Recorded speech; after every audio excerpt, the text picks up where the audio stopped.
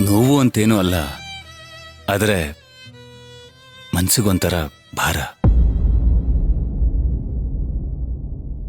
ಜೀವನ ಅನ್ನೋದು ಹೀಗೆ ಅಲ್ವಾ, ಯಾವುದಿರ್ಲಿ ಬಿಡ್ಲಿ ಅದರ ಪಾಡ್ಗದು ಮುಂದೆ ಹೋಗ್ತಾನೆ ಇರುತ್ತೆ.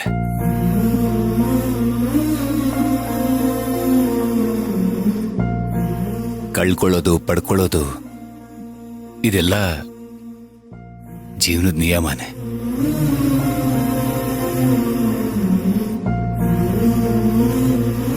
ಈ ನಿಯಮಕ್ಕೋಸ್ಕರ ನೊಂದ್ಕೊಳ್ಳೋದು, ಕಣ್ಣೀರ್ ಹಾಕೊಳ್ಳೋದು ವ್ಯರ್ಥ.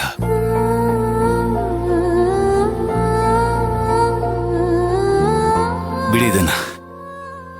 ನೀವು ಹಳೆದನ್ನೆಲ್ಲ ಮರ್ತಿದ್ದೀರಾ ಅಥವಾ ಮರೆಯೋದಕ್ಕೆ ಪ್ರಯತ್ನ ಪಡ್ತಿದ್ದೀರಾ? ನನ್ನ ಜೀವನದಲ್ಲಿ ಇವತ್ತು ಯಾರಿದಾರೋ ಅವ್ರನ್ನ ಸಂತೋಷವಾಗಿಡ್ಬೇಕು ಅಷ್ಟೆ. ಹಳೆ ನೆನಪುಗಳು ಇವತ್ತಿನ ಜೀವನಕ್ಕೆ ಒಂದು ಕೆಟ್ಟ ಪರಿಣಾಮ ಬೀಳುತ್ತಷ್ಟೆ. ಅದರಿಂದ ಹೊರಗಿರ್ಬೇಕು.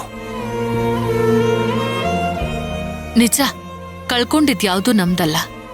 ಋಣ ಇದ್ದಷ್ಟೇ ಬದುಕು. ಬದುಕಿನ ಬಗ್ಗೆ ಮತ್ತೆ ಭರವಸೆ ಹುಟ್ಟಿದ್ದು ನೀವು ನನ್ನ ಬದುಕಲ್ ಬಂದ್ಮೇಲೆನೆ.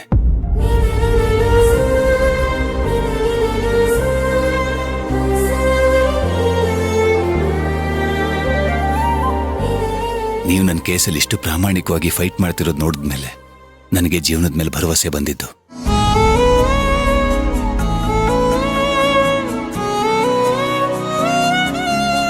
ನೀವು ನನ್ನ ಲೈಫಲ್ಲಿ ಸಿಕ್ಕಿದ್ದು ನನ್ನ ಪುಣ್ಯ.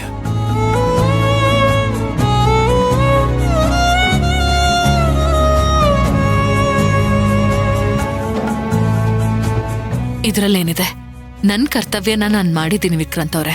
ಇಲ್ಲ ಪಲ್ಲವಿ ಅವರೇ, ಎಲ್ಲರೂ ನಿಮ್ಮ ಥರ ಇರೋದಕ್ಕೆ ಸಾಧ್ಯನೇ ಇಲ್ಲ.